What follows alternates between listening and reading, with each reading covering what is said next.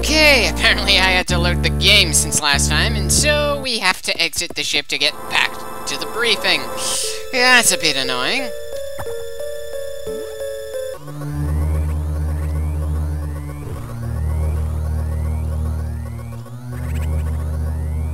Well, I suppose that would disrupt a good amount of electronics. Probably the save points as well.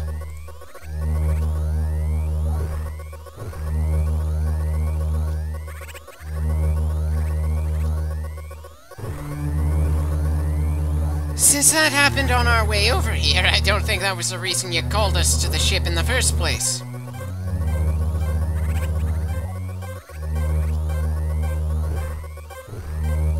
Right.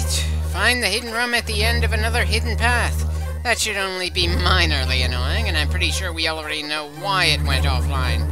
Because of something that the X did to screw with us.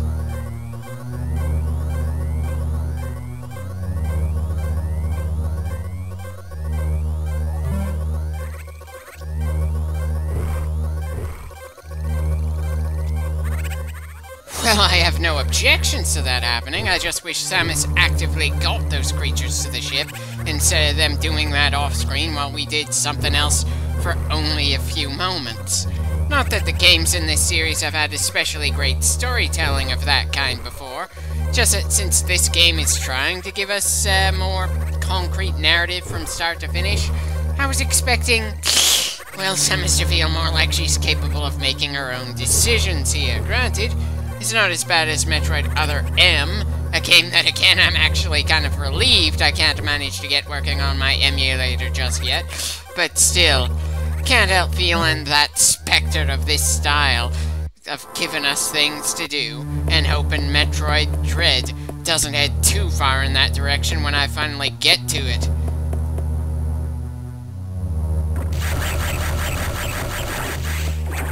Okay, seems the enemy's gonna be sending more monsters that require multiple X to form. Well, it didn't take us long to find where the reactor silo was.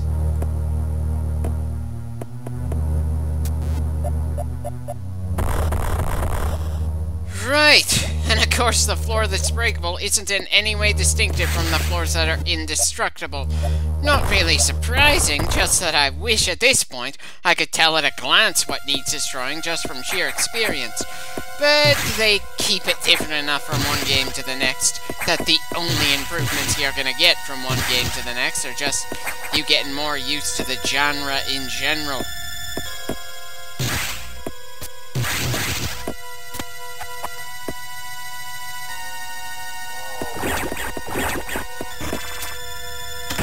Pirates! The X can change into pirates? And this station had Ridley's body for some reason. Ugh, very much annoyed that Adam didn't mention Ridley, and the game acted like Samus wouldn't have even considered asking that question. Look, I get that the game is probably waiting to do a more epic reveal or something like that, but come on! Just because we only see one side of the conversation doesn't mean we need to ignore some of these revelations here. This isn't the sort of thing that I feel Samus would ignore, especially considering how much trouble Ridley and the pirates have been to her before now. Really wish I could tell when enemies aren't gonna just stay dead long enough for us to absorb the X's that made them. I know it's part of what makes the X's creepy compared to everything else we've ever fought in this series, but come on!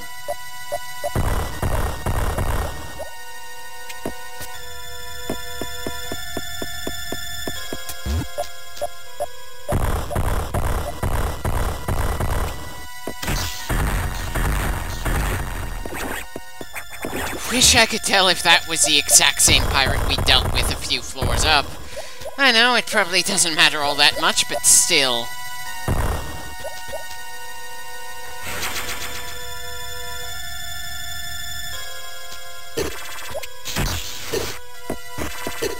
What's more embarrassing? Dropping right on top of an enemy, or an enemy just jumping on top of us? Neither are doing my confidence any favors.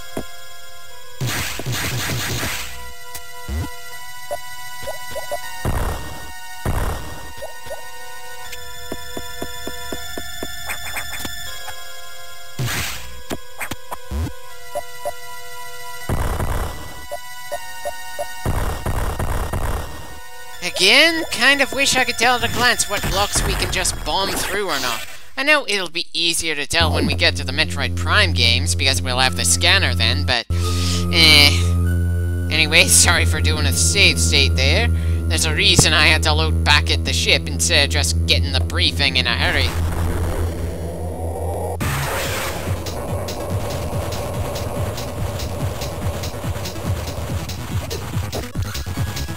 Son of a bitch, even when I know it's coming, Shelob's oddly-eyed cousin is still doing quite a bit of damage to me in a hurry.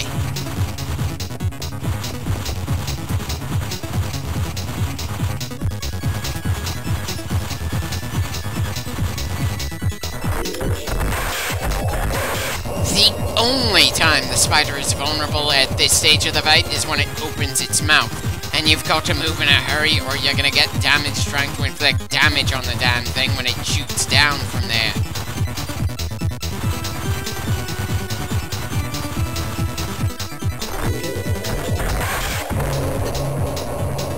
And of course, I managed to get hit by part of the attack when I try to dodge anyway. Kinda makes me wonder what the point in me trying to dodge is when I could use that same split second to send another missile down the bastard's throat in the same moment. And of course, there's no way to break out of the damn thing's grip if it latches onto us.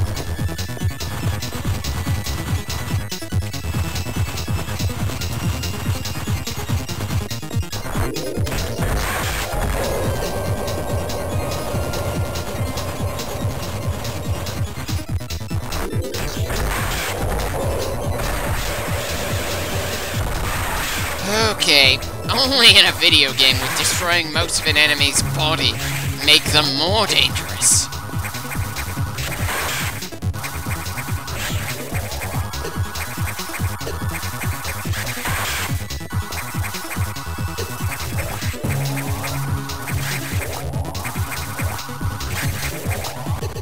Ah, damn, felt like I was pretty close to taking the bastard down, but I suppose I'm gonna have to try again. Kinda saw that coming, though. Hence the save state, and considering the 3DS game and Metroid Dread have checkpoint systems of their own, it is harder to feel guilty about using save states when going through the older games on emulators. Sure, this game didn't have anything like that in the original release, but it's where the franchise evolved to afterwards. Besides, better save states than outright cheat codes.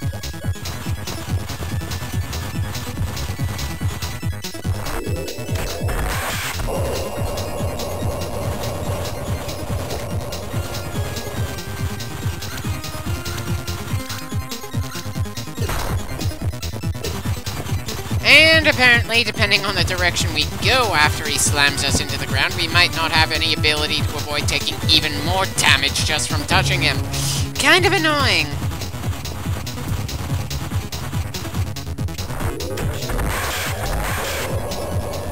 Well, at least based on his color, we're gonna be close to the end of the boss fight again.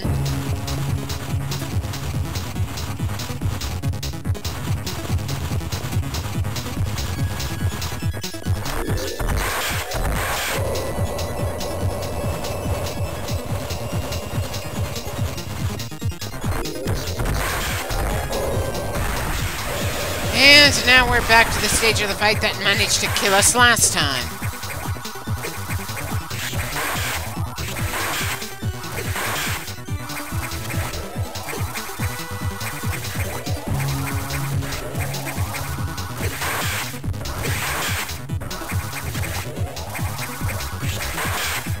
Well, the extended service of the charge shot is certainly something I'm appreciating compared to the missile, because this bastard is moving on very erratically.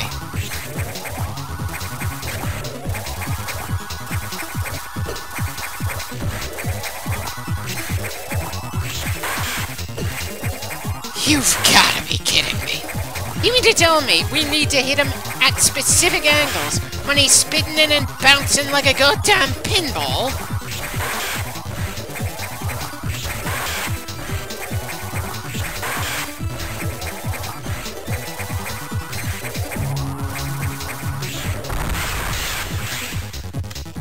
And now to deal with the floating bit of geometry the damn thing turned into now that we've technically beaten it. This was certainly a step up from what we've been dealing with before now, and Ridley's gonna be even tougher when we finally get to him. Oh dear. And that's not even getting into the SAX.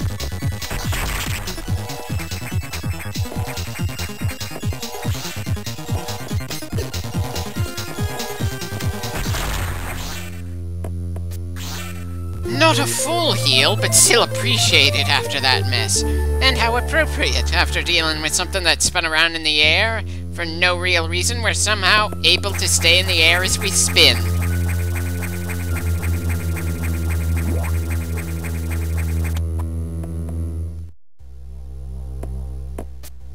Right, and with that, the power has been restored to the station. Place your bets on what the next big emergency is gonna be.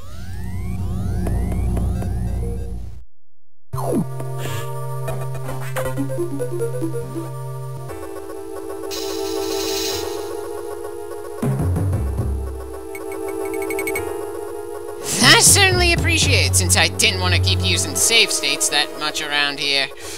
Honestly, wasn't expecting things to still be denied to us after that trouble, though.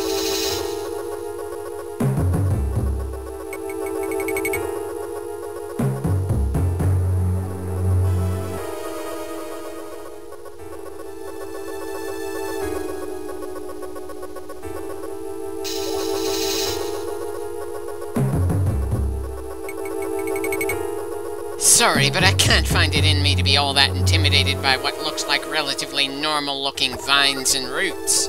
Sure, there are a lot of them, but they're not exactly trying to strangle us or something. Hell, it might have been better if we saw some webbing to help hint to us that we were gonna have to deal with that spider monster.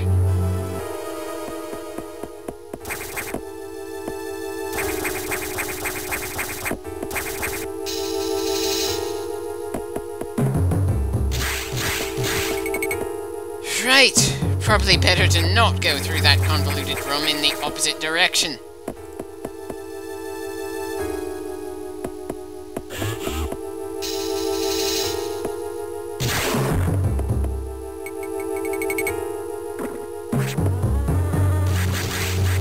Of course we aren't gonna find a save room anytime soon, even though we just unlocked them, because we want an extra bit of tension in this game when we're this far in.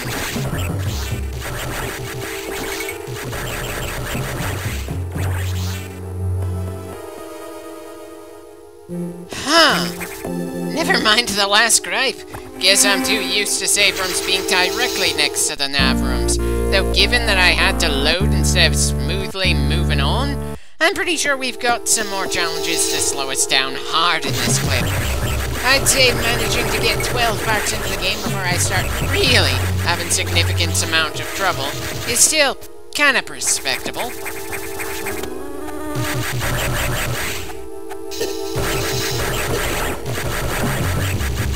Though it's not so respectable to try killing some enemy flies and managing to get hurt in the attempt. Seriously, we're taking more damage than we're healing up when that happens.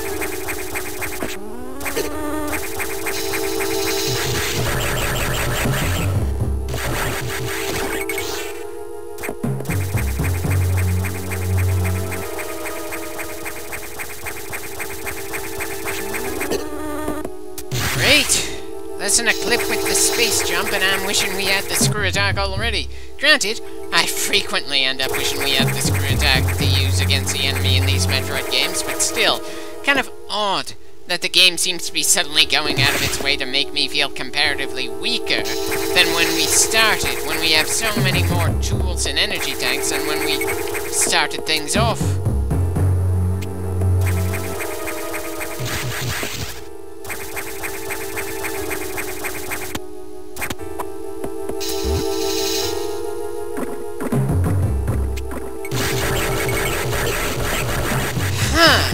For a moment there, I didn't think that thing was capable of dropping from up there. Shows what I know. Anyway, not really planning on saving here at the moment, just need to heal up, and this was the closest place to do that from.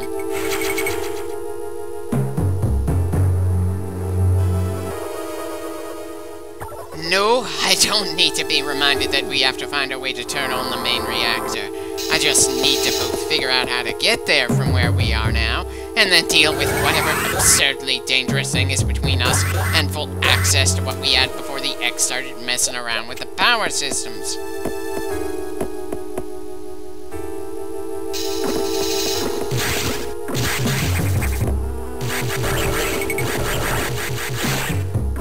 Kind of annoying to have to deal with speedsters so I can take a hit, guess I'm too used to dealing with fragile speedsters.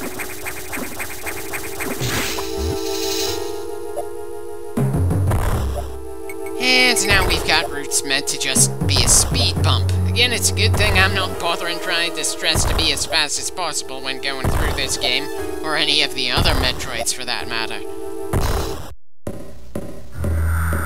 Oh dear. Right. Of course our only option is to drop right down where the SAX is right now. I wouldn't be the least bit surprised if the plant coordinated with the SAX in order to lure us here in the first place. At least the ice missile allows us to temporarily stop the bitch in place for a few seconds. Not that we're capable of doing all that much damage, while she can certainly ruin us in a hurry here.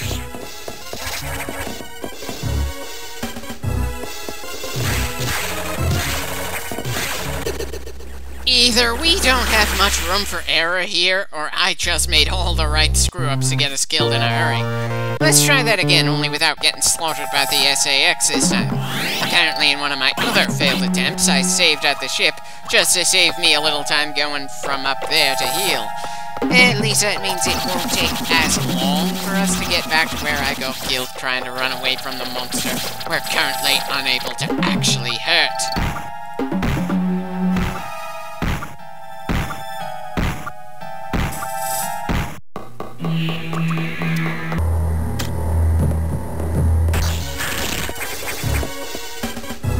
Yeah, freezing her really doesn't last long.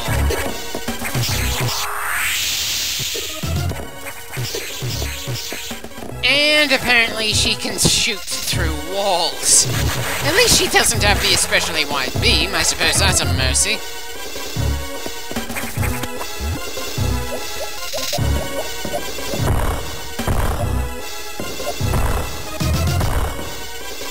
Okay, no way out of this corner, but at least the SAX doesn't have a way to get into it either.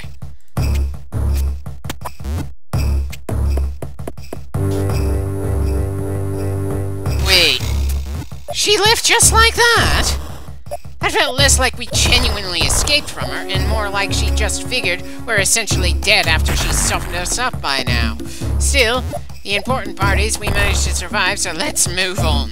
Hopefully, there's going to be a point where we can heal before we have to deal with whatever's been generating all these roots and vines. Considering how the last boss fight went, I'm not feeling especially confident with how little health we've got right now.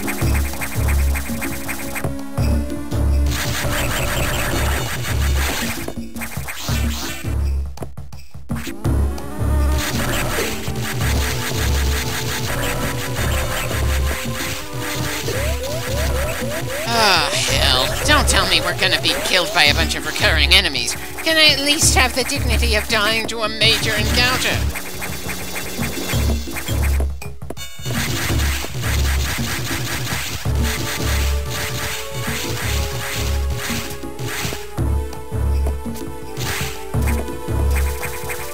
And it's just great. Where are we supposed to go from here?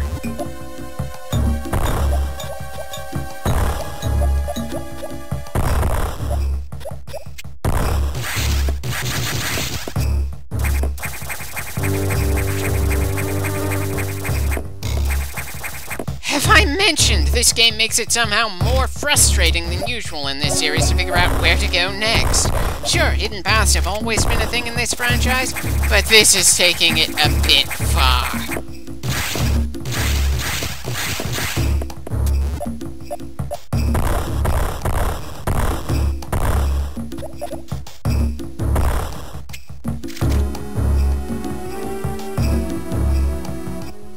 Right. Save point right below us, but I don't think this is the best time to save, since we're borderline dead right now.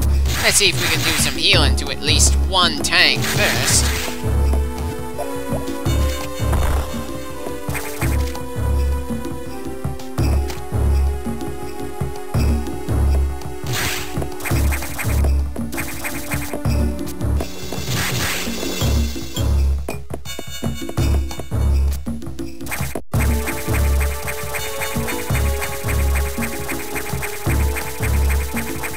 Well, at least we've never been up here before.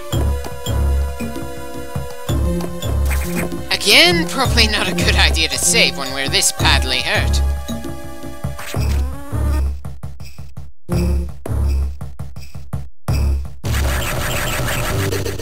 Well, this feels like more than enough deaths for one day.